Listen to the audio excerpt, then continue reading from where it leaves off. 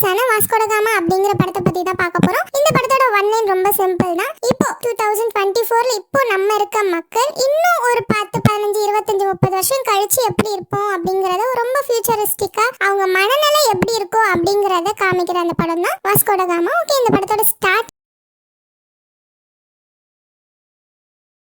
சீன்ல ஒரு ஹவுஸ்ஃபுல்லான தியேட்டர் காமிக்கிறாங்க. அந்த தியேட்டர்ல மக்கள்லாம் ஒரே ஆரவாரம் பண்ணி அங்க நடிக்கிற ஒரு ஆக்டருக்கு கத்தி கும்மாளம் போட்டுட்டு இருக்கும்போது அப்போ அங்க வேற ஒரு ஆளோட என்ட்ரி வருது. என்னன்னா, அந்த படத்துல இப்ப கத்திட்டு இருந்தாங்கல்ல, அது வில்லனுக்காக கத்திருக்காங்க. அந்த படத்தோட ஹீரோ உள்ள வந்த உடனே எல்லாரும் அமைதியாகி உட்காந்துடுறாங்க. அந்த ஹீரோவை பார்த்து நம்ம படத்தோட ஹீரோ நகுல் வந்து நல்லா கத்திக்கிட்டு இருக்காரு. அப்போ அதை பார்த்து அங்க இருந்த மக்கள் எல்லாம் விசித்திரமா பாக்குறாங்க. அங்க ஒரு கான்ஸ்டபிள் கூட ஒரு இன்ஸ்பெக்டரும் படம் பார்க்க வந்திருக்காரு போல. அந்த இன்ஸ்பெக்டர் யார் லூசு பையன் ஹீரோக்கெல்லாம் போய் கை தட்டிட்டு இருக்கான் அப்படின்னு கேட்கும்போது, நீ யாருன்னு விசாரி அப்படிங்கிற மாதிரி கான்ஸ்டபிள்கிட்டையும் சொல்றாரு. இவரும் சரின்னு சொல்லிடுறாரு. அங்க கட் பண்ணா ஹீரோ பஸ்ல தான் போயிட்டு இருக்காரு. ரொம்ப சோகமா போயிட்டு இருக்காரு ஹீரோ. என்ன ஆச்சுன்னு சொல்லிட்டு பக்கத்துல இருக்கவர் கேட்கும்போது இவரும் சரின்னு சொல்ல ஆரம்பிக்கிறாரு. என்னன்னா, பிளாஷ்பேக்ல நம்ம ஹீரோவை வந்து ஒரு ஜெயிலுக்குள்ள வச்சு இருக்கிற மாதிரி காமிக்கிறாங்க. அவங்க அண்ணன் வெளியே ரைட்டர் கிட்ட கெஞ்சிட்டு இருக்காரு, ப்ளீஸ் சார் என் தம்பியை விடுங்க சார் போது அந்த ரைட்டர் சொல்றாரு, உன் தம்பி மேல 1-2 கேஸ் இல்ல, ஒரு 30-40 கேஸ்க்கு மேல ஃபைல் ஆயிருக்கு அப்படிங்கிற மாதிரி சொல்றாரு. என்ன பண்ணிருக்காரு இப்போ, என்ன கேஸுக்கு உள்ள வந்திருக்காருன்னா, ஒரு 4 பேர் ஒரு லேடி கிட்ட இருந்து செயினை வந்து ஸ்நாச் பண்ணி ஓடி போயிருக்கானுங்க.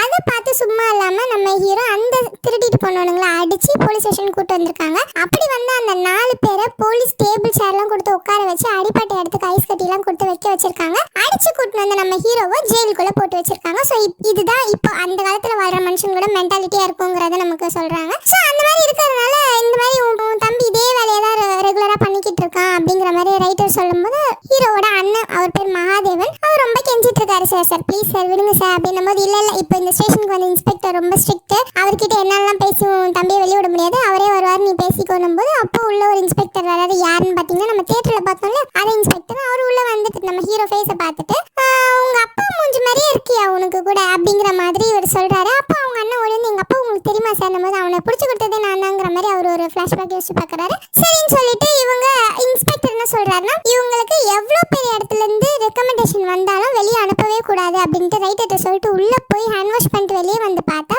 உள்ள ஜெயில ஹீரோவை காணோம். என்னையா அவ்வளவு பெரிய ரெக்கமெண்டேஷன், யாரையா, ஐஜியா டிஜியான்னு கேட்கும்போது அப்போ இந்த ரைட்டர் என்ன பண்றாரு, ஒரு கட்டு பணத்தை எடுத்து காமிக்கிறாரு.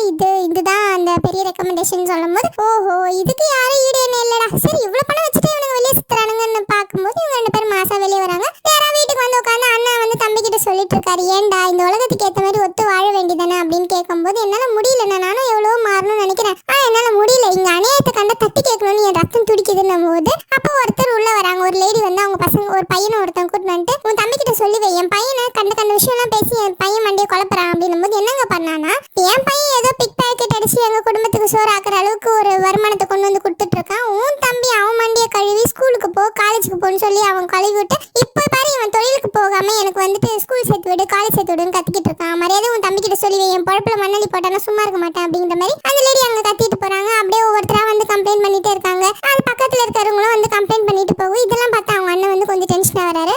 எதுக்குடா உனக்கு எதுக்குடா இந்த வேலை, நீ கல்யாணம் பண்ணிட்டு வாழ்ந்துட்டேன்னா உனக்கு இந்த பிரச்சனை இருக்காது, நீ அப்படியே சொசைட்டியே மர்ஜ் ஆயிடுவா அப்படின்னு சொல்லும்போது, நீ கல்யாணம் பண்ணிக்கோ அப்படின்னும் போது, நீ கல்யாணம் ஆகி சந்தோஷமா இரு, அப்புறமா நான் கல்யாணம் பண்ணிக்கிறேன்னு அவங்க அண்ணன் சொல்றதை கேட்டுட்டு இவரும் வந்து ரூம்குள்ள போயிட்டு அதெல்லாம் கம்மனரி நீ பண்ணி பாத்துக்கலான்ற மாதிரி ட்ரெஸ் சேஞ்ச் பண்ணிட்டு இருக்கோம். அவங்க அண்ணன் ஒரு போட்டோ ஃப்ரேம் மாதிரி இருக்கு, அதை எடுத்துட்டு வந்து காமிச்சு, இந்த பொண்ணுக்காக தானே நீ கல்யாணம் பண்ணிக்க மாட்டாம வெயிட் பண்ணிட்டு இருக்க அப்படின்ற மாதிரி கேட்கும்போது ஹீரோ என்ன பண்றாரு, அண்ணா அந்த ஃப்ரேமை கொடுங்க அப்படின்னு சொல்லிட்டு பிடுங்கும்போது அண்ணன் கொஞ்சம் கத்துறாரு. என்ன ஆச்சுன்னு பார்த்தா, நேற்று ஏதோ ஒரு பைத்தியக்காரன் வந்து அவர் கையை கடிச்சு விட்டாரு அப்படின்ற மாதிரி சொல்றாங்க. அங்க கட் பண்ணி நம்ம ஹீரோ வந்து நம்ம அண்ணன் எங்க கூட்டு போறாருன்னா ஹாஸ்பிட்டலுக்கு. அண்ணன் ஃபர்ஸ்ட் பயப்படுறாரு, எதுக்குன்னு ஊசி போடுறதுக்கு பயப்படுறாரு. அதுக்கப்புறம் அவங்க அண்ணன் சமாதானம் ஆகி ஹாஸ்பிட்டலுக்கு கூட்டு வந்தா அங்க இருக்கிற ஒரு நர்ஸ் என்ன ஏதுன்னே கேட்கல, என்ன பிரச்சனைன்னு கூட கேட்கல, நாங்க கொண்டு போயிட்டு அட்மிஷன் போறோம், நீங்க போய் 5000 அட்மிஷனுக்கு ஃபீஸ் கட்டிட்டு வந்துருங்க அப்படிங்கிற மாதிரி சொல்லிட்டு இருக்காங்க. அதை கேட்ட ஹீரோ, என்னன்னே கேட்கல நர்ஸ் நீங்க அப்படின்னும் போது, அதான் எனக்கு தெரியும் சார், நான் செக் பண்ணிக்கிட்டு சார் அப்படின்னு சொல்லிட்டு அண்ணனை தட்டன்னு எடுத்துன்னு போறாங்க.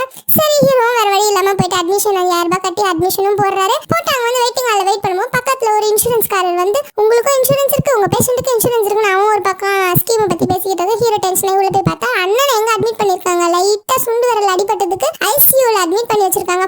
ஏன் டாக்டர் அண்ணன் ஐசியூல அட்மிட் பண்ணிருக்கீங்கன்னா, அந்த டாக்டர் ஒரு லூசு போல, அவர் வந்து என்ன சொல்றாருன்னா, எனக்கே நீ டாக்டர் சொல்லி கொடுக்குறியா, நான் காசு கொடுத்து MBBS பட்டம் வாங்கியிருக்கேன், நீ வந்துட்டு ஏன் இங்க வச்சு அங்க வச்சுன்னு என்ன क्वेश्चन பண்ணிட்டு இருக்க, நீ யார் முதல்ல, வெளிப்ப அப்படிங்கிற மாதிரி அந்த டாக்டர் சொல்லவே இவர் என்ன சொல்றாரு, இல்ல டாக்டர் நான் அவர் எங்க அண்ணன், நான் அவர் பார்க்க தான் வந்தேன், நான் போய் பார்க்கலாமா, ஐசியூல இருக்க பேஷண்ட்ஸ்க்குலாம் பார்க்க கூடாது, அவருக்கு பெரிய கிரிட்டிக்கலான ஒரு நிலைமை இருக்கு, அதனால அவருக்கு ஆபரேஷன் பண்ணி அந்த பிளட் கார்ட்டை ரிலீஸ் பண்ணாதான் அவர் உயிர் பழைப்பாரு அப்படின்னும் போது, சார் அவர் கையில லைட்டா தான் அடிபட்டிருக்கு டாக்டர், நீங்க யாரும் நினைச்சா என்கிட்ட எதிர்த்து பேசாதீங்க அப்படிதான் நான் சொல்லுவேன், இவருக்கு ஆபரேஷன் பண்ணி தான் ஆகணும், கொண்டு போய் 5 லட்சம் கட்டிட்டு வாங்கன்னும் போது இவர் ஏதோ சொல்ல வராரு. அப்போ நடுவில் அந்த நர்ஸ் பூந்துட்டுல, என்ன சார் உங்க அண்ணனை காப்பாத்துறதுக்காக நாங்க ராப்பகல உழைச்சிட்டு இருக்கோம், நீங்க வந்து எங்க டாக்டர் ஏத்து பேசிட்டு இருக்கீங்க, பாங்க சார் போய் பணம் கட்டிட்டு வாங்க சார். இந்த நர்ஸ் ஹீரோ மிரட்டுக்கு ஹீரோ வரவில்லைன்னு சரின்னு சொல்லிட்டு அந்த பணத்தையும் கட்டிட்டு வந்து பார்த்தா, சாரிப்பா ஆபரேஷன் சக்சஸ் ஆகல, அண்ணன் செத்து போயிட்டாரு அப்படின்றாங்க.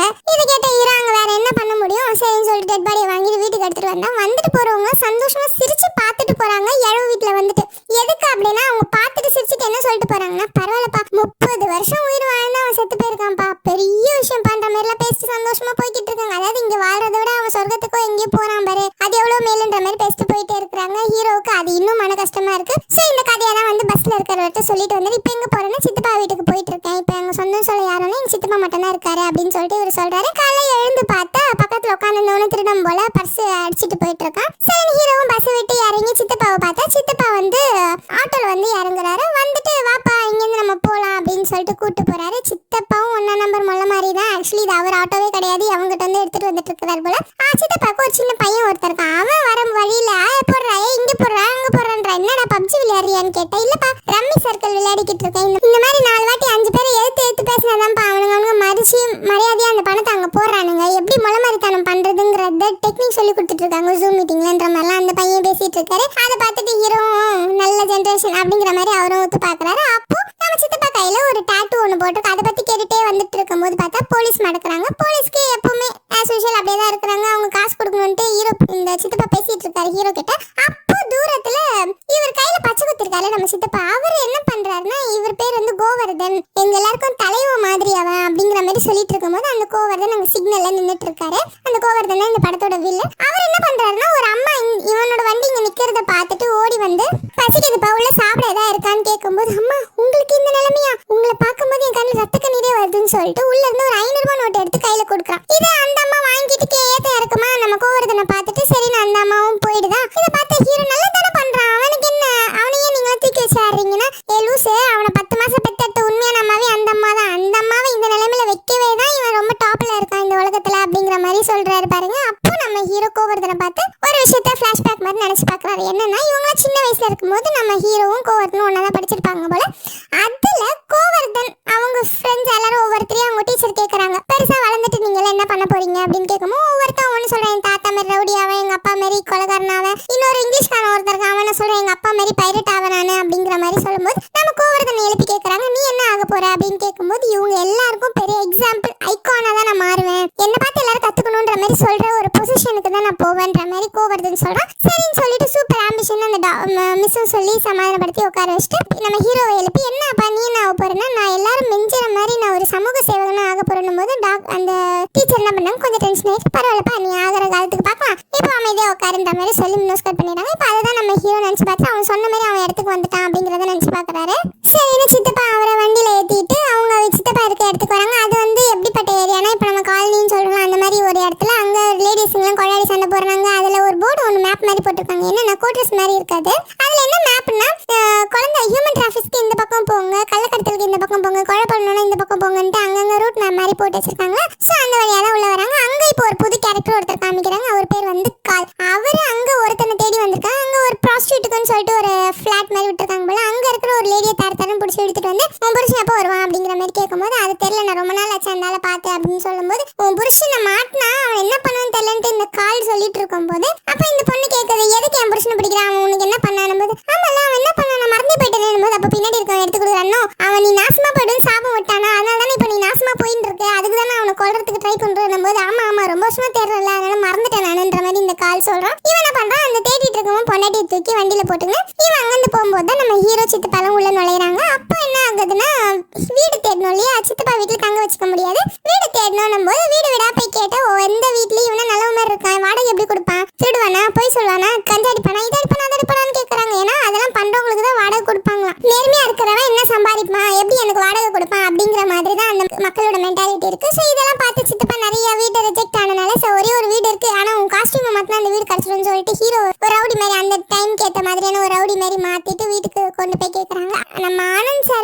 இவங்க வாடகை கேட்டு போறாங்க. அப்போ கதவை தட்டும் போது திறக்கிறது நம்ம படத்தோட ஹீரோயின். இவங்க தான் கதவு திறந்துட்டு என்ன வேணும்னு கேட்கும்போது டூலெட் போர்டு பார்த்தோம், அதான் வீடு கேட்க வந்திருக்கோம்னு பார்த்து இவங்களும் சரி உள்ள கூப்பிட்டு கேட்குறாங்க. ஆனந்த் சார் கீழே இறங்கி வந்து என்ன பண்றீங்க ஏது பண்றீங்கன்னு கேட்கும்போது சித்தப்பா இவன் முள்ள மாதிரியா இருந்தா தானே வாடகை கொடுப்பான் இவன் நம்புவான்னு சொல்லிட்டு அவர் கம்பெனிலேயே இவன் வேலை செய்யற மாதிரி சொல்லவுடனே அவரும் கண்டுபிடிச்சிடாரு இவனுங்க பொறுக்கிதான் போய் சொல்றானுங்க அப்படின்றத கண்டுபிடிச்சிட்டு சரி நான் வீடு தரேன் அப்படின்னு சொல்லிட்டு வீடும் தராங்க. கற்பனை இப்ப நம்ம கோவர்தனை தான் காமிக்கிறாங்க. அவன் ஒரு பார்ட்டிக்கு வந்திருக்கான் போல. அங்க அந்த சின்ன வயசுல பைரட் ஆகும் ஒருத்தன் சொன்னான் தெரியுமா, உண்மையாவே பைரட் ஆயிட்டான் போல. 10 கப்பல் வச்சிருக்கான் அவன். அந்த 10 கப்பலும் அந்த 10ல 4 கப்பல் வந்து தரைக்கு வந்தா கூட நான் பெரிய பணக்காரன்றத வந்து சந்தோஷமா ஃப்ரெண்ட் கோவர்தன்ட்ட சொன்னா. அதான் அவன் வயிற்றுச்சல் பிடிச்சு அவனால தாங்க முடியாம யாருக்கோ போனை போட்டு 4 கப்பலையும் எரிக்கிற மாதிரி பண்ணிடுறான். அது தெரிஞ்சோடனே இந்த பைரட்டுக்கும் போன் வரும் இல்லையா, அவன் தெரிஞ்சுட்டு ஐயோ என் கப்பல் மூழ்கி போடுச்சுன்னு சொல்லிட்டு அவன் சோகமா இருக்கான். அந்த சோகத்தை பார்த்து இந்த கோவர்தன் சந்தோஷப்படுறான். ஸோ இப்படி ஒரு மென்டாலிட்டி தான் கோவர்தன் அப்படின்னு சொல்லிட்டு காமிக்கிறாங்க. இப்போ மறுபடியும் நம்ம ஹீரோ தான் காமிக்கிறாங்க. வாடகைக்கு வீடு கிடைச்சிச்சு இல்லையா, சாமானுங்கெல்லாம் வாங்கிட்டு வந்துட்டு போடுறாங்க.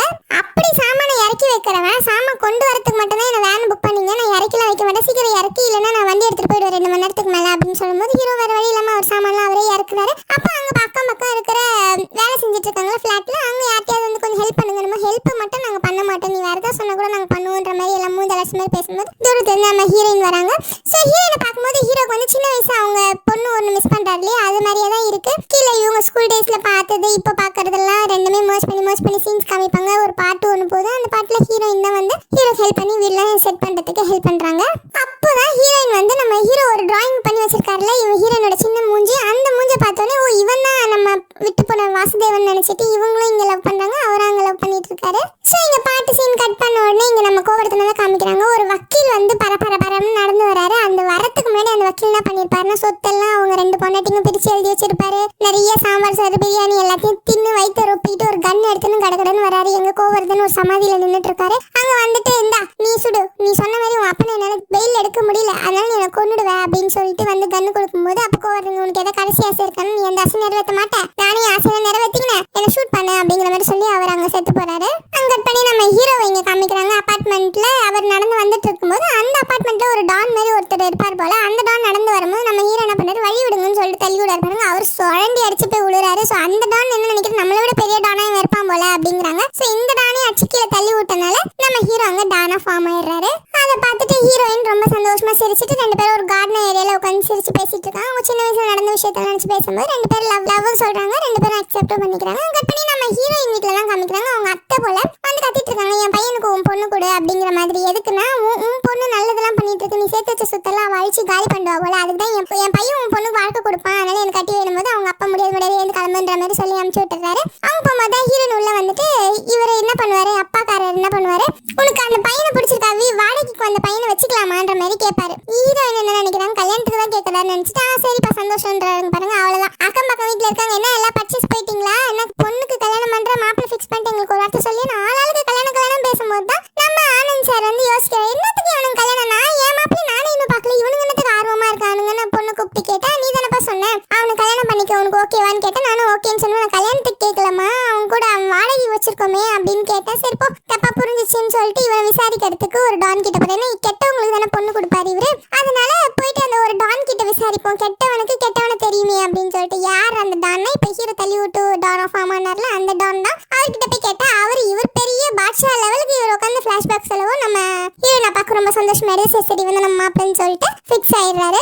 அங்க கட் பண்ணி நம்ம ஹீரோ தான் நைட் டைம்ல அவங்க சித்தப்பா கிட்ட பேசி இந்த மாதிரி கல்யாணத்துக்கு அவங்க அப்பா கேட்கறாருன்னு போது அதெல்லாம் கம்மன் கல்யாணம் பண்ணிக்கொண்டு பேசிட்டு இருக்கும்போது தூரத்துல ஒரு பொண்ணை வந்து ஒருத்தன் தப்பா நடந்துக்கிறதுக்கு கை பிடிச்சி ஷால் பிடிச்சி இழுத்துட்டு இருக்கும் போது ஹீரோ தட்டி கேட்கலான்னு கிட்ட போனா வேற ஒருத்தன் போட்டு அடிக்கிறான். யாரான்னு பார்த்தா கோவர்தன் சாமியார் மாதிரி ஒரு காஸ்டியூம் எல்லாம் போட்டுக்கிட்டு ஏன்டா பெண்கள்னா நம்ம நாட்டின் கண்கள் தான்ற மாதிரி சொல்லிட்டு அவனை அடிச்சு தம்சம் பண்ணி இந்த பொண்ணை காப்பாத்தி கூட்டின்னு போறாரு. அதை பார்த்து சித்தப்பா சேச்சா இனிமே இவன் பேர் ஒரு செகண்ட் கூட என் கையில இருக்கக்கூடாதுன்னு சொல்லிட்டு அழிக்கிறாரு. என்னன்னா பச்சை கூட உண்மையா குத்தல, இவங்க பச்சை இங்கு பச்சை ஸ்கெட்ச்ல தான் எழுதியிருக்காரு போல. அதை போட்டு அழைச்சு விட்டுறாரு. ஹீரோ வந்து ரொம்ப ஆச்சரியமா இந்த மாதிரி நடந்துக்கிறான் அப்படிங்கிற மாதிரி ரொம்ப ஆச்சரியமா பாக்குறாரு. இப்ப அடுத்த நாள் கல்யாணத்துக்கு ஃபிக்ஸ் பண்ணிட்டாங்க. மண்டபத்துல தான் எல்லாம் உட்காந்துட்டு இருக்காங்க. மண்டபத்துல ஹீரோ வந்து ஹீரோயின் கிட்ட சொல்லிடுறாரு, இந்த மாதிரி நீ நினைக்கிற மாதிரி கெட்டவன் கிடையாதுன்னும் போது எனக்கும் அது பரவாயில்ல சந்தோஷம் தான், நான் கெட்டவனை விரும்பல அப்படிங்கிற மாதிரி அவங்களும் சந்தோஷப்படுறாங்க. இந்த மண்டபத்துல தான் அந்த கால் சொல்லிட்டு ஒரு கேரக்டர் இருந்ததுல, அந்த ப்ராஸ்டியூட் பொண்ணோட ஹஸ்பண்டை தேடிக்கிட்டு அவனும் அங்கதான் இருக்கான். அவன் எதை வச்சு அந்த அவனை பழிச்சவனை கண்டுபிடிப்பான்னா, எவன் ஒருத்தன் 100 மைசூர் பாக்குக்கு மேல அதிகமா சாப்பிடுறானோ அவன் தான் இவன் தேடுற ஆளாம். இப்படிதான் வச்சு கண்டுபிடிக்கிறானுங்க போல. சரின்னு சொல்லிட்டு அந்த மாதிரி பார்க்கும்போது அதுல ஒருத்தன் மாட்டான். அவன் யாருன்னா ஹீரோட அண்ணன் மாதிரி இருக்கான். கண்டுபிடிச்சோன்னே இவனுங்க போட்டு அடிக்கும் போது ஹீரோ அங்கன்னு வர்றாரு. அடிப்பு வாங்குறது அவங்க அண்ணன் மாதிரி தெரியும் போது வேற என்ன பண்ணுவாரு, ஆட்டோமேட்டிக்கா கால் கேங்க போட்டு அடிச்சு துவம்சம் பண்ணிடுறாரு. அங்கதான் இன்டர்வல் போடுறாங்க.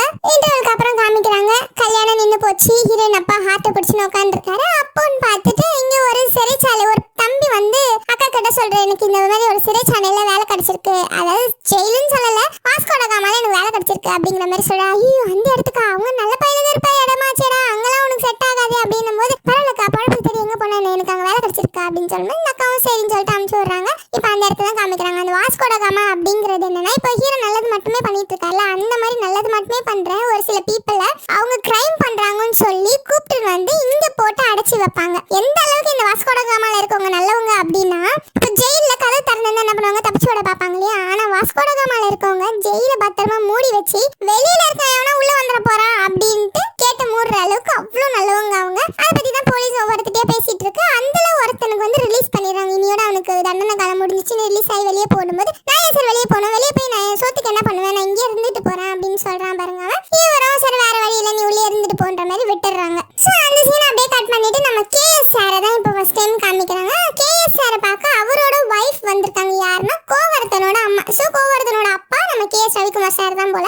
அவரை பார்த்து அவங்க ஒய்ஃப் என்ன சொல்றாங்கன்னா, இந்த மாதிரி நம்ம பையன் ரொம்ப கெட்டவனா மாறிட்டான், என்னன்னு தெரியல, திடீர்னு ஒரு நாள் உங்களை கொல்றதுக்கு பேசிட்டு இருந்தான் அப்படின்னு சொல்லும்போது ஏன்னு கேட்கும்போது இப்போ ஒரு ஃபிளாஷ்பேக் போகுது. என்னன்னா கோவர்தன் வந்து கட்சியில சரி, ஏன்னா அவர் ரொம்ப செல்வாக்கான இல்லை, இப்போ கட்சியில சேரணும்னு சொல்லிட்டு ஒரு பார்ட்டியில போய் கேட்டா அவர் என்ன சொல்றாரு, உன் அப்பா ஊர்பட்ட நல்லது பண்ணி வச்சிருக்கான், சாலை போடு வாழை போடுன்னு சொல்லிட்டு, அதனால அவனை கொண்டுட்டு வா, உனக்கு அவனோட பையன் சொன்னா உனக்கு கொடுக்க மாட்டானுங்க, அவனை கொண்டுட்டு வந்த பையன் சொன்னா உனக்கு சீட்டு கொடுப்போன்ற மாதிரி இவர் பேச, அதை கொல்றதுக்கு இவர் வாஸ்கோட காமாக்குள்ள தானே போகணும். அதுக்கு தான் பெயில் எடுக்க நிறைய ட்ரை பண்ணிருப்பாரு. எந்த வக்கீலும் பெயில் எடுக்க முடியல அப்படிங்கிறதுனால இவர் நல்லவரா மாதிரி வாஸ்கோட காமால போய் இவரை போட்டு தள்ளிடலாம் அப்படிங்கிறதுக்காக நல்லவன் டிராமா போட்டிருக்காங்கன்ட்டு அவங்க ஒய்ஃப் வந்து, அதனாலதான் வாஸ்கோட காமாக்குள்ளேயே வந்து உங்களை கொல்றதுக்கு அவன் முடிவு பண்ணியிருக்கான்னு சொல்லிட்டு ஒய்ஃப் வந்து ஹஸ்பண்ட சொல்லுவோம். இவரும் சரின்னு சொல்லிட்டு ஷாக் ஆகி திரும்பி நிற்கும் போது நம்ம சித்தப்பாவும் அங்கிருந்து ஓடி வராரு. ஓடி வந்துட்டு அவரும் இவரை பார்த்துட்டு, இவரை பார்க்கல ஆக்சுவலி, இவர் திரும்பி நிற்கிறாரு. ஆனா இவர் என்ன சொல்றாருன்னா, இந்த மாதிரி உன் பையன் வாசுதேவனும் உள்ளதான்ப்பா வரான், அவனும் நல்லது பண்ணிட்டான்னு சொல்லிட்டு அவனை கொண்டு வந்து ஜெயில போட போறாங்க, நீ தான்ப்பா அவனை பார்த்துக்கணும் அப்படிங்கிற மாதிரி சொல்லிட்டு போறாங்க. ஸோ இவர் என்ன பண்றாரு, அதை தெரிஞ்ச உடனே போய் பக்கத்துல இருக்கவங்கள்ட்ட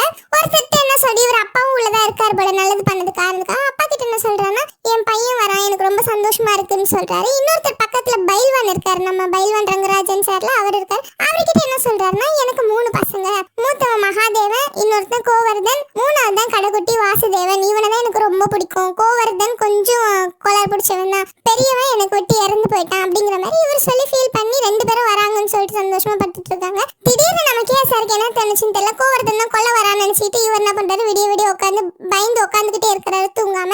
இப்ப அப்படியே காலையில பொழுது விடிஞ்சு நம்ம கோவர்தனும் வாசுதேவன் ஹீரோ 2 பேருமே அந்த வேனை விட்டு உள்ள வராங்க. இவருக்கு தான் வெளியே இருக்கவங்க பேர்லாம் இங்க உள்ள கூப்பிட மாட்டாங்களாம். வெளிநாட்டு இந்த கொள்ள கடத்தனுங்க பேரு தான் இவங்களுக்கு ஜெயில் குழியும் வச்சு கூப்பிடுவாங்க. அதனால ஒவ்வொருத்தருக்கும் அவங்க ஒரிஜினல் ஐடியா டெஸ்ட்ராய் பண்ணிட்டு ஒவ்வொருத்தருக்கும் ஒவ்வொரு பேரை கொடுக்குறாங்க. ஸோ அந்த பேர் கொடுக்குற செரமனி எல்லாம் முடிஞ்ச உடனே நம்ம கேஎஸ்ஆர் கிட்ட நம்ம ஹீரோ ஓடி வந்து பேசுறாருன்னப்பா நான் வந்திருக்கேன், என்னை பார்த்தா உனக்கு சந்தோஷமா இல்லையானும் போது இவர் தான் பயப்படுறாருல. இவன் தான் அதாவது வரும்போது ஹீரோ வந்து அந்த ஒரு மாதிரி காஸ்டியூம் போட்டு வந்திருப்பாரு. நம்ம கோவர்தன் தானே ரொம்ப நல்ல சாந்தமா சாமியார் மாதிரி ட்ரெஸ் போட்டு வந்திருப்பான். ஸோ அதை பார்த்துட்டு அவன் தான் வாசுதேவன், நம்ம ரவுடி மாதிரி வந்த நம்ம ஹீரோ தான் கோவர்தன் நினைச்சிட்டு இவர் கொஞ்சம் பயந்து பயந்து பேசுறாரு நம்ம ஹீரோ கிட்ட. இவர் என்ன பண்றாரு, ஏன் பையனை பார்த்து இவ்வளவு பயப்படுறீங்க அப்படின்னு சொல்லும் போது வேற என்ன பண்றது அப்படி இப்படின்னு இவர் சமாளிக்க ட்ரை பண்றாரு. அதே நேரம் முன்னாடி கொஞ்ச தூரம் முன்னாடி இதே கேஎஸ்ஆர் என்ன பண்றாரு, கோவர்தன் கிட்டயும் பேசிட்டு வராரு. அவர்கிட்ட கொஞ்சம் ஸ்ட்ராங்கா தான் பேசுறாரு, தைரியமா தான் பேசுறாரு இவரு. அப்போ அந்த கோவர்தன் என்ன சொல்றான், உனக்காக தான் உயிரை கையில பிடிச்சிட்டு இருந்தேன், நீ ஏன் உயிரை கையில பிடிச்சிருக்க, என்கிட்ட கூட நான் பறக்க விட்டுறேன்ற மாதிரி இந்த கோவர்தன் பேசிட்டு இருக்கா. அப்போ அந்த எல்லா கைதிகளுக்கும் ஹெட் மாதிரி மிஸ்டர் பர்ஃபெக்ட்னு சொல்லிட்டு ஒருத்தர் வருவாரு. அவர் வந்துட்டு நம்ம ஹீரோட அப்பாவை மார்க்கோ நீங்க இங்க என்ன பண்றீங்க அப்படின்னு சொல்லி கேட்கும்போது, என் பேர் மார்க்கோ இல்ல, நான் வேற பேர் சொல்ல வரதுக்குள்ள அங்க இருக்கவங்க கூப்பிட்டுட்டு போயிடுறாங்க. சரின்னு சொல்லிட்டு இன்னொருத்தட்டு பேசினா என் பேரு இவரு கபர் கிடையாது, என் பேர் மார்க்கோன்ற மாதிரி இவரு சொல்றாரு. அப்போ இங்க என்ன கன்ஃபியூஷன் ஆகுது இன்னும் கொஞ்ச நேரத்துல நமக்கு தெரிய வரும். சொன்னோடனே எல்லாரும் இங்க அவங்கவுங்க இடத்துக்கு வந்து உட்காந்துடுறாங்க உள்ள ஜெயிலுக்குள்ள. அப்போ அந்த போலீஸ்லாம் ஒரு மீட்டிங் மாதிரி நடத்துறாங்க. என்னன்னா அவங்க ஒரு காம்படிஷன் நடத்துவாங்களா, அந்த காம்படிஷன்ல யார் ஜெயிக்கிறாங்களோ அவங்க சொல்றது அங்க நடக்கும் அப்படிங்கிற மாதிரி. அப்போ அங்க என்ன ரூல்ஸ்னு சொல்றாங்கன்னு பார்க்கும்போது யார் ஜெயிக்கிறாங்களோ அவங்க சொல்றத கேட்கணும் அப்படிங்கிற மாதிரியான ரூல்ஸ் மட்டும் தான் அங்க இருக்கா. அப்ப பக்கத்துல இருக்க சொல்ற ரொம்ப ஈஸியா இருக்கும் போல அப்படின்னும் போது கிடையாது. நம்ம டீம்ல அதாவது கைதிகள் டீம்ல 4 பேராவும் போலீஸ் டீம்ல 6ல இருந்து 12 பேர் கூட நிப்பாங்களாம். அதனால ஒரு நாளும் நம்ம அவனுங்களை போலீஸ்ல ஜெயிக்கவே முடியாது, அவனுங்க போங்காட்டம் ஆடியாவது ஜெயிச்சிருவானுங்க அப்படின்னு சொல்லும் போது நம்ம கோவர்தனும் நம்ம ஹீரோ என்ன சொல்றாங்க, இந்த வாட்டி நாங்களும் கலந்துக்கிறோம் மாதிரி சொல்றாங்க. இவனுங்க எங்க ஃபேர் நீ பாருன்னு சொல்லிட்டு கிரவுண்ட காமிக்கிறாங்க. என்னன்னா மேட்சே இன்னும் ஆரம்பிக்கல, அதுக்குள்ள போலீஸ் டீம்ல 8 மார்க் வாங்கிட்டானுங்களாம். அந்த மாதிரி போட்டு தான் மேட்ச் ஆடுறாங்க. ஒரு கட்டத்துக்கு மேல கோவர்தன் நம்ம ஹீரோவும் ஜெயிச்சிடுறாங்க.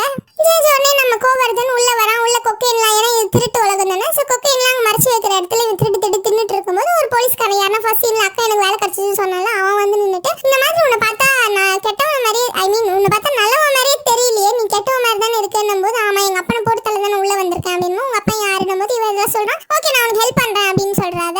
கேஎஸ் ரவிக்குமார் சாரோட அப்பா அங்க ஒட்டு மறைஞ்சு நின்று கேட்டுறாரு. அவர் பேர் பிலிப்ஸா. அவர் என்ன பண்றாரு, கேட்டதை கம்முன்னு போகாம இவனுங்க பாக்குற அளவுக்கு மறைஞ்சு நின்று இவர் கேட்டுட்டு இருக்காரு. சோ இவனுங்க பாத்துட்டு என்ன பண்றானுங்க, இந்த விஷயத்த வெளியே சொன்னா மொத்தமா போட்டு தள்ளிடுவோம், எல்லா கதையும் முடிச்சிடுன்ற மாதிரி இவனுங்க சொல்லி அனுப்பிச்சு விடுவோம். இவரும் பயந்துட்டு போய் போலீஸ்க்கு ஹிண்ட் கொடுக்குறாரு. நீ இந்த காம்படிஷன் நடக்கும்போது ஒரு கெடுதல் நடக்கும் அப்படின்னு சொல்லும்போது இவர்ல அந்த போலீஸ்காரன் கண்டுக்க மாட்டான் பெருசா. சரின்னு சொல்லிட்டு இவர் வந்துடுறாரு. என்ன பண்றது, இந்த பையனை காப்பாத்தணும்னு சொல்லிட்டு இவர் கொஞ்சம் பயந்துட்டு இருக்காரு. அப்படியே அங்க கட் பண்ண இப்ப எப்படி கொல்றது அப்படின்ட்டு கோவர்தன் என்ன பிளான் போட்டிருக்கானா, ஒரு கிளாஸ் நடத்தும், அதாவது ஒருத்தனை எப்படி கொல்லணும் அப்படின்னு சொல்லிட்டு ஒரு கிளாஸ் நடத்தாங்க. அந்த கிளாஸ்ல டம்மி கத்தி குத்துனா ஒரு ஆளை வந்து குத்த வைப்பாங்க. அந்த கத்திக்கு டம்மிக்கு பதிலா ஒரிஜினல் கத்தி வச்சு நான் எங்க அப்பனை கொல்றேன் அப்படிங்கிற மாதிரி கோவர்தன் ஒரு பிளான் போட்டு அதை எக்ஸிக்யூட் பண்ணிட்டு இருக்கும்போது நம்ம கேஎஸ் சாருக்கு தான் வாசுதேவன் நம்ம ஹீரோ மேலதானே பயம் இருக்கு, அவன் தான் கோவர்தன் நினைச்சிட்டு இருக்காருல்ல இவரு. அதுக்காக இவர் என்ன பண்ணிடுறாரு, நம்ம ஹீரோ குத்து வரும்போது இவர் பயந்து நடுங்கி நிற்கும் போது கரெக்டா குத்த வரும்போது வெளியில இருந்து ஒரு ஆள் வராங்க. என்னன்னா நம்ம ஹீரோவை பார்க்க விசிட்டர் வந்திருக்காங்கன்னு சொல்லிட்டு அவர் வெளியே போயிடுறாரு. இப்ப நம்ம கேஎஸ் சார் வந்து கொஞ்சம் காமா வர்றாரு. அப்ப கோவர்தன் டம்மி கத்தியை வச்சுட்டு ஒரிஜினல் கத்தியை எடுத்து கரெக்டா இவரை குத்த வரும்போது வெளியில இருந்து ஒரு சிரிக்கிற சவுண்ட். என்னடான்னு தெரியும் பார்த்தா அங்கேயும் கேஎஸ் சார் நிக்கிறாரு. ரெண்டு டபுள் ஆக்ஷன் போல கேஎஸ் சார். இப்பதான் நமக்கு அந்த சீனை சிங் பண்றாங்க. என்னன்னா அங்க காமிச்சிருக்காருல மிஸ்டர் பர்ஃபெக்ட் வந்து நீங்க மார்கோவா இல்ல நீங்க காபரான்னு சொல்லிட்டு பேசியிருப்பார்ல, சோ அவங்கதான் கோவர்தனோட உண்மையான அப்பா இப்ப யாருங்கிறத அவனுக்கே தெரியாம இருக்கிற ஒரு சிச்சுவேஷன்ல இப்ப கொண்டு வந்து நிக்கிறாங்க. சோ இவரை கொன்னாலும் அவரையும் கொல்லணும், இப்ப நீ கொல்ல பிளான் போட்டனால அவனும் உஷாராயிடுவான் அப்படிங்கிற மாதிரி சொல்லிட்டு இப்ப அந்த பிளானை டிரா பண்றாங்க. இப்ப ஹீரோவை தான் காமிக்கிறாங்க. அவரை பார்க்க அவர் சித்தப்பா இல்ல மாமனார் தான் வந்திருக்காரு. மாமனார் வந்துட்டு இந்த மாதிரி என் பொண்ணு வந்து கல்யாணத்துக்கு முன்னாடி நீங்க கற்பழிச்சிட்டீங்க, ஐ மீன் என் பொண்ணு வந்து இப்ப பிரெக்னெண்டா இருக்கா, இதுவே கெட்டதுக்கான பெரிய சிக்னல் தான், நீங்க எனக்கு கல்யாணத்துக்கு முன்னாடி நான் தாத்தா வாக்கிட்டீங்கன்னு சொல்லிட்டு சந்தோஷப்பட்டு அவர் ஒரு பக்கம் போயிட்டு இருக்காரு. சோ இந்த சீன் இங்கே முடிஞ்சோடனே அடுத்த சீன்ல என்ன ஆகுது, போலீஸ் எல்லாம் பேசிட்டு இருக்காங்க. இவன் ஒருத்தன் தான் சார் இங்க இருக்கிறதுக்கு மேட்சே இல்ல, இன்னைக்கு இனிமே வர ஒரு ஃபங்க்ஷன், அதாவது ஏதோ ஒரு தலைவரோட பிறந்தநாள் போல, அந்த நாளைக்கு இவனை நம்ம வெளியே அனுப்பலான்னு சொல்லிட்டு யாருன்னா கோவர்தனை காமிக்கிறாங்க. ஏன்னா அவனை நல்ல கெட்டவனா இருக்கானே, சோ அவனை அப்படி அனுப்பலான்னு சொல்லிட்டு அது ஒரு நோட்டீஸ் போர்ட்லயும் போடுறாங்க. அதே டைம் ஹீரோ வந்து அவர் ஃப்ரெண்டு கிட்ட உட்காந்து பேசிட்டு இருக்காரு. இந்த மாதிரி நான் வெளியே போகணும், என் வைஃப் அங்க பிரெக்னெண்டா இருக்கான்னும் போது வைஃபா கல்யாணம் அடிச்சானும் போது இல்ல கல்யாண மண்டபத்துல இருந்து என்ன தூக்கிட்டு வந்துட்டானுங்க, கல்யாணம் ஆகலன்னு இதுவே பெரிய கெட்டவனுக்கான மெயின் சிக்னல் தான்டா இது, இங்க இருந்து நீ போகணும்னு வேற நினைக்கிறியா அப்படின்னு கேட்கும்போது இவர் என்ன சொல்றாருன்னா இல்ல நான் இங்க இருந்து போகணும், இப்ப அவளுக்கு நான் தனியா அங்க நிக்கணும் அப்படிங்கிற மாதிரி இவர் சொல்லிட்டு தப்பிச்சு போகிறதுக்கு பிளான் போட்டுட்டு இருக்காரு. அதே நேரம் கோவர்தனை இங்க இருந்து வெளியே அனுப்புறதுக்கு போலீஸும் முடிவு பண்ணிட்டாங்க. ஓகேவா, இந்த விஷயம் கோவர்தனுக்கு தெரிஞ்சோடனே அவனுக்கு ஹெல்ப் பண்றான் தெரியுமா போலீஸ்காரன். அவனை போட்டு அடிச்சு நான் எப்படியும் வெளியே போக கூடாது, ஒழுங்கா நான் வெளியே போறதுக்கு எங்க அப்பா எங்க இருக்கான்னு சொல்லி கண்டுபிடி, நான் அவனை கொன்னுறேன் அப்படின்ற மாதிரி சொல்லுவாங்க. அப்பதான் இந்த போலீஸ் என்ன பண்ணுவான், அவங்க அம்மா வந்து பாத்துட்டு போகும்போது அவங்களோட ஹேண்ட்பேக், அதாவது இந்த சோகத்துல அவங்க ஹேண்ட்பேக் இங்கே மறந்து வச்சுட்டு போயிடுவாங்க. அதுல இவங்களும் அவங்க இந்த கேஸ் யாரும் சேர்ந்து எடுத்த ஒரு போட்டோ இருக்கும். அந்த போட்டோவை பார்த்து எந்த கேஸ் ரியாக்ட் பண்றாரோ அவரு தான் நம்ம கொலை பண்ண வேண்டியது அப்படிங்கிற மாதிரி கண்டுபிடிச்சிட்டு அந்த போட்டோ என்ன பண்றாரு, 2 பேர் முன்னாடியும் போட்டா அவங்க அப்பா யாரு அப்படிங்கறத கண்டுபிடிச்சுனா அவங்க அப்பா யாரு கப்பர்னு சொல்லிட்டு கண்டுபிடிச்சிடுறாங்க. கப்பர் தான் உன் அப்பா, அவனை ரியாக்ட் பண்ணா நீ அவனை கொன்னுடு அப்படிங்கிற மாதிரி இவங்க சொல்லிட்டு இருக்காரு. அதே நேரம் இவர் வெளியே போறதை தள்ளி போடணும் இல்லையா, கோவர்தன் வெளியே போறது. அதுக்கு என்ன பண்றாருன்னா ஹீரோ தப்பிச்சு போக போட்ட பிளான போலீஸ கூப்பிட்டு வந்து இந்த பாருங்க சார் இவன் தப்பிச்சு போக பாக்குறான், இவன் கெட்டவங்கிற மாதிரி ரெஜிஸ்டர் பண்ணி இவர் நல்லவன்ற மாதிரி இங்க ரெஜிஸ்டர் ஆயிடுறாரு கோவர்தன். இவங்க அப்பாவை கண்டுபிடிச்ச ஜோர்ல அவரை போட்டு தள்ளலான்ட்டு போகும்போது நம்ம ஹீரோ அங்க வந்து என்ன பண்றாருன்னா உன்னாலதான் நான் தப்பிச்சு போவோம் மாட்டிக்கிட்டேன், அவனை உண்மையை இழுத்துனா நான் வெளியே போகணும், அடிச்சாவது நான் கெட்டவன் ஆக்கி வெளியே போயிடுவேன் அப்படின்னு சொல்லிட்டு இவர் என்ன பண்றாரு கோவர்தன் கூட சண்டை போடுறாரு. அதை பார்த்த போலீஸ் வந்து என்ன பண்றாரு, இவனுங்க என்ன பண்றானுங்க, ஒரு 2 பேரையும் நான் வெளியே அனுப்பிச்சிடறேன், 2 பேருமே சண்டை போட்டீங்கன்ட்டு அந்த போலீஸ் சொல்லும் போது நம்ம ஹீரோ என்ன சொல்றாரு, சார் நான் மட்டும் தான் வெளியே போவேன் சார். கோவர்தன் அதை ஒத்துக்க மாட்டான். இல்ல நான் வெளியே போகிறதுக்கு எனக்கு விருப்பம் இல்லை, நான் இங்கதான் இருப்பேன் அப்படின்னு சொன்னா 2 பேரோட வாதமும் வேற இருக்கனால இந்த போலீஸ் என்ன பண்ணுது, மறுபடியும் அந்த கேம் விளையாடுவோம், யார் ஜெயிக்கிறீங்களோ அவங்க சொல்றது நடக்கட்டும் அப்படின்னு சொல்லிட்டு ஹீரோவே ஒரு ஐடியா கொடுக்குறாரு. நாங்க ஜெயிச்சா நாங்களே வெளியே போயிடுறோம், நீங்க ஜெயிச்சாலும் நாங்களே வெளியே போயிடுறோன்ற மாதிரி அவங்களுக்கு சாதகமா சொல்லவே நம்ம போலீஸும் சரின்னு சொல்லிட்டு மங்குனித்தனமா ஒத்துக்கிறாரு. ஒத்துக்கிற அந்த போட்டியும் நடக்குது. ஒரு லெவலுக்கு மேல அந்த போட்டி கலவரமா மாறிடுது. ஹீரோ அவரை சுத்தி இருக்கிறவங்க எல்லாம் காப்பாத்தி ஒரு லைப்ரரி மாதிரி இருக்க ஒரு இடத்துக்கு கூப்பிட்டு வந்து காப்பாத்தி வச்சிடுறாரு. ஆனா நம்ம கோவர்தனுக்கு அவங்க அப்பா கப்பர் கிடைச்சிடுறாரு. தூக்கி பிடிச்சி எடுத்துட்டு போய் தனியா ஒரு ரூம்ல அடைச்சு வைக்கிறாங்க. இப்போ நம்ம கேஎஸ்ஆரோட அப்பா வந்து என்ன சொல்றாருன்னா இந்த மாதிரி அவன் அப்பா நினைச்சு உன் அப்பாவை தூக்கிட்டு போயிட்டான் அப்படின்னு சொல்லும் போதுதான் நம்ம இங்க இருக்கிற மார்கோ கேஎஸ்ஆருக்கு சந்தோஷம் வருது. என்னன்னா மார்கோங்கிறது தான் கோவர்தனோட அப்பா, ஒரிஜினல் அப்பா. கப்பருங்கிறது நம்ம ஹீரோவோட அப்பா. அந்த ஃபர்ஸ்ட் சீன் அந்த போலீஸ் சொல்லிருப்பார்ல, உன் அப்பனை புடிச்சு கொடுத்ததே நான் தான் சொல்லிட்டு. சோ நம்ம ஹீரோவோட அப்பா நல்லதையே ரொம்ப ரவுடித்தனமா பண்ணுவாரு. ஆனா நம்ம கோவர்தனோட அப்பா ரொம்ப சாஃப்ட். சோ அவர்கிட்ட இவன் மாட்டல, அதாவது கோவர்தன் கிட்ட கப்பர் மாட்டல, கப்பர் கிட்ட தான் நம்ம கோவர்தன் மாட்டி இருக்கலாம்னு தெரிஞ்ச உடனே கோவர்தனோட அப்பா ஐயோ என் புள்ளி இப்படி அம்பன் விட்டு வந்துட்டியே அப்படின்னு சொல்லிட்டு இவர் ஓடுறாரு. இவர் ஓடி போய் அங்க பாக்குறதுக்குள்ள கப்பர் வந்து இவரை போட்டு முடிச்சிட்டு இருக்காரு. இப்பதான் என்ன நடந்தது நம்ம ஹீரோ வந்து சொல்லுவாரு, அதாவது எனக்கு தெரியாதா எங்க அப்பா உள்ள உங்களை எங்க அப்பா மாதிரி டபுள் ஆக்ஷன் இருப்பாங்கன்னு சொல்லிட்டு. சோ நான் அப்பவே கப்பரை தேடி கண்டுபிடிக்க ஆரம்பிச்சிட்டேன். மார்கம் என் அப்பா இல்லங்கிறதையும் நான் அப்பயே கண்டுபிடிச்சிட்டேன். கப்பர் கிட்ட இந்த விஷயத்தையும் போய் நான் சொல்லிட்டேன். சோ அவர் எல்லா காரியத்தையும் சுமூகமா முடிச்சிருப்பாருன்னு சொல்லிட்டு உள்ள போய் பாக்குறாங்க. சோ கப்பர் இந்த கொலை பண்ணல, நான் தான் பண்ணேன்னு சொல்லிட்டு ஹீரோ அந்த பழி எடுத்துட்டு ஹீரோ வெளியே வராரு. அதோட இந்த படமும் முடியுது. நல்லா இருக்கு ப்ரோ. 2 hours டைம் போகிறது தெரியல. முக்கியமாக ஃபர்ஸ்ட் ஹாஃப் சுத்தமாக டைம் போகிறது தெரியல. அதுக்குள்ளே இன்டர்வல் வந்துருச்சு அப்படிங்கிற மாதிரி நல்லா ஜாலியாக இருந்தது. செகண்ட் ஹாஃப் ஒரு சீரியஸான ஒரு பேஸ்க்குள்ளே என்ட்ரு ஆகிறதுனால ஸ்டார்டிங் கொஞ்சம் டைம் எடுத்துச்சு அதுக்குன்னு. அதுக்கப்புறம் அதுலேயும் ஃபன் ஃபேக்டர் இருந்ததுனால அந்த இன்டென்சிட்டி ஸ்க்ரீன் பிளேலாம் நல்லா போயிட்டு இருந்ததுனால ஜாலியாக இருக்குது. நீங்கள் பெருசாக லாஜிக் பார்க்காம நீங்கள் உட்காந்து என்ஜாய் பண்ணணும்னு வந்தீங்கன்னா கண்டிப்பாக என்ஜாய் பண்ணணும். ரொமான்டிக் சீக்வன்சஸில் பழைய காதலில் விழுந்த நகுல் மாதிரி அவர் பார்க்க முடிஞ்சுது. சீரியஸ் சீக்வன்ஸ்லையும் இல்லை எமோஷனல் சீக்வன்ஸ்லையும் இன்னும் நல்ல ஒரு மெச்சூர்ட் ஆக்டராக நல்லா தெரியுது. அவங்க எப்பயுமே பண்ணுறமே அவங்களோட இடத்த ரொம்ப அழகாக கூலாக ஸ்கோர் பண்ணியிருக்காங்க. கேஎஸ்எம் போஸ்டரில் ஒரு சின்ன சர்ப்ரைஸ் இருக்கா, நல்லாயிருக்கும். படம் பார்க்கும்போது உங்களுக்கு தெரியும் நல்லா இருக்காது. இதெல்லாம் ரொம்ப பெரிய ப்ளஸ் எதுன்னு கேட்டிங்கன்னா கேமரா ஒர்க்கும் மியூசிக்கும். அதோட ரொம்ப ரொம்ப நல்லா ஒர்க்கட்டாக இருக்க விஷயம் எதுனா ஹியூமர் நல்லா ஒர்க்கட்டாக இருக்கிறதுனால ஃபர்ஸ்ட் ஹாஃபும் சரி செகண்ட் ஹாஃப்லையும் சரி உங்களுக்கு அந்த லேகுங்கிற மேட்டரே பெருசாக ஃபீல் ஆகுது. ஜாலியாக ஃப்ரெண்ட்ஸ் அண்ட் ஃபேமிலியோடு வந்தீங்கன்னா ஜமால் நல்லா என்ஜாய் பண்ணிட்டு போகலாம். மூவி நல்லா இருக்குது, கண்டிப்பாக பாருங்கள். மியூசிக்ஸும் நல்லாயிருக்கு. எந்த விஷயம் ஒர்க் ஆச்சுன்னு நான் சொல்லிட்டா இன்ட்ரெஸ்டிங்காக இருக்காதுல்ல. ஸோ நீங்கள் போய் தேட்டரில் பார்த்தா தான் இருக்குது. நிறைய சொல்லலாம், பட் ஹீரோயின் பொசிஷன் கொஞ்சம் கம்மியாக இருக்குது. நல்லாயிருக்கு, வேறு மாதிரி டிஃப்ரெண்ட்டாக எடுத்திருக்காங்க, பாருங்கள். ஸோ பெரிய படங்களுக்கு சப்போர்ட் கொடுக்கறத விட கொஞ்சம் இந்த மாதிரி சின்ன படங்களுக்கும் கொஞ்சம் சப்போர்ட் கொடுக்கும். தேங்க்யூ. அப்படிலாம் சொல்ல முடியாது.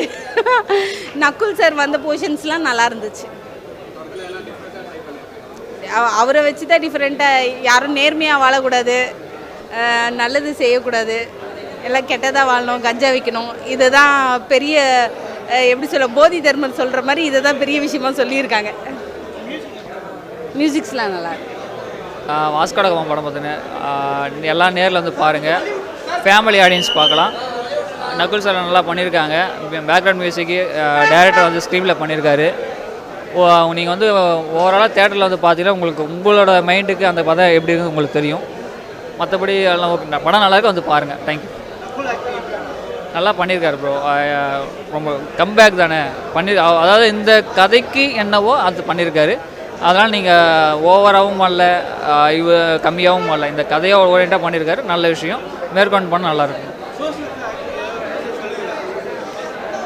அதாவது சோஷியல் ஆக்டிவிட்டிஸ் சொல்லலை, ஆனால் சொல்ல வந்திருக்காரு. ஸ்க்ரீன் பிளே தான் நம்ம ஃப்யூச்சரில் என்னவாக இருக்குன்றது தான் கதை. அது இப்படி நெகட்டிவாக இருந்தால் எப்படி இருக்கும் அப்படின்னு சொல்லிட்டு தான் காமிச்சிருக்காரு. அதுவே சோஷியல் ஆக்டிவிட்டி தான். நம்ம சோஷியலில் போய் புகுத்துறதுக்கும் மேலோட்டமாக சொல்லத்துக்கும் ஒரு வித்தியாசம் இருக்குல்ல. ஸோ அதுதான் இது பிஸ்னஸ் ஓரியன்டாகவும் பண்ணியிருக்காரு. ஏன்னா ரொம்ப சோஷியலாக சொன்னாலும் படம் வராமல் போயிடலாம், பிஸ்னஸில் ப்ரொடியூசர் லாஸ் ஆகலாம். ஸோ அந்த விஷயங்களில் வந்து ஹேண்டில் பண்ணியிருக்காங்க. நல்ல விஷயம் அதெல்லாம். மியூசிக் நல்லா இருக்குது. ஏன்னா ஒரு சில இடத்துல மியூசிக் தான் வந்து சீனை கொண்டு போகுது. அதில் மியூசிக் நல்லா பண்ணியிருக்காரு. டைரக்டருக்கு வாழ்த்துக்கள். படம் நல்லா இருக்குண்ணா. கேஎஸ் ரவிக்குமார் சார் சூப்பராக பண்ணியிருக்காரு. நகுல் சாரும் நல்லா பண்ணியிருக்காரு. இதில் இந்த படத்தில் என்ன ஒரு ஹைலைட்னா இதில் அவர் நடிச்சிருக்காரு, அது மட்டும் இல்லாமல் பாட்டும் பாடியிருக்காரு. ஜிவி பிரகாஷ் சார் ஒரு பாட்டு பாடியிருக்காரு. மியூசிக் தான் மியூசிக் வந்து அருண் ஒரு சார் பண்ணியிருக்காரு. சூப்பராக பண்ணியிருக்காரு. பேக்ரவுண்ட் மியூசிக் எல்லாமே சிங்க் ஆகுது, டிஃப்ரெண்ட்டாக இருக்குது, நல்லா பண்ணியிருக்காரு. ஹியூமர் ஒர்க் ஆகுதா இல்லையான்னு கேட்டால் எனக்கு பர்சனலாக சொல்ல போனால் ஒர்க் ஆகுது. அங்கங்கே நம்மளோட பர்சனல் லைஃப் கனெக்ட் பண்ண, நம்ம ரியல் லைஃப்பில் என்ன நடக்குதோ அதை தான் அவங்க சொல்லியிருக்காங்க. அதை என்ன கொஞ்சம் எக்ஸ்ட்ரீமாக ஸ்க்ரீன் பிளேயில் காமிச்சிருக்காங்க, அவ்வளோதான். நல்லவங்க யாருமே நல்லவங்களாகவும் இருக்கிறதில்ல, கெட்டவங்க யாருமே கெட்டவங்களாகவும் இருக்கிறதில்ல. ஆனால் இப்போ நல்லவங்களா இருக்க வாய்ப்பே இல்லை, இந்த உலகம் அப்படி தான் நம்மளை மாற்றிடுது அப்படிங்கிறத தான் அவர் சொல்ல வந்திருக்காரு. அவர் எப்பவுமே மாஸ் தான், நல்லா இருக்கு. அவர் பார்க்கும்போது ஸ்க்ரீனில் ரொம்ப வருஷத்துக்கு அப்புறம் வந்த மாதிரி ஒரு ஃபீல் இல்லை. நம்ம ரெகுலராக நம்ம லைஃப்பில் ஒருத்தர் இருக்க மாதிரி ஒரு ஃபீல் தான் இருக்குது. ரொம்ப நல்லா இருக்கார். ஸ்க்ரீனில் பார்க்கும்போது ரொம்ப அழகாக பயங்கரமாக இருக்கார். நல்லா இருக்கு. ஆமாம், இதில் அவர் பாடியிருக்காருண்ணா. இதில் அவர் பாட்டு பாடியிருக்காரு, மை லைஃப் மை ரூல்ஸ்னு சொல்லி. வேறு லெவலில் இருக்குது அந்த சாங். அவராக பாடினதா சூப்பராக இருக்கும். நீங்கள் வேணால் செக் பண்ணி பாருங்கள், my life my rules. Once பார்க்கலாம்.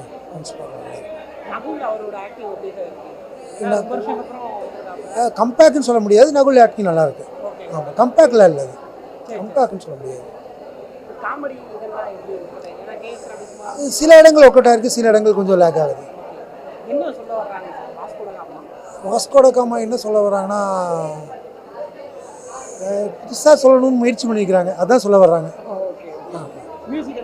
மியூசிக் நல்லா இருக்குது, சினிமாட்டோகிராஃபி நல்லா இருக்குது, டெக்னிக்கலாக நல்லா இருக்குது.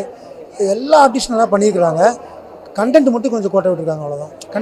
கண்டென்ட் புதுசாக இருக்குது, அதை சொல்ல வர வேண்டிய விதம் ஒன்று இருக்குல்ல, அதை வந்து இன்னைக்கு கொஞ்சம் பெட்டராக சொல்லியிருக்கலாம்னு தோணுச்சு.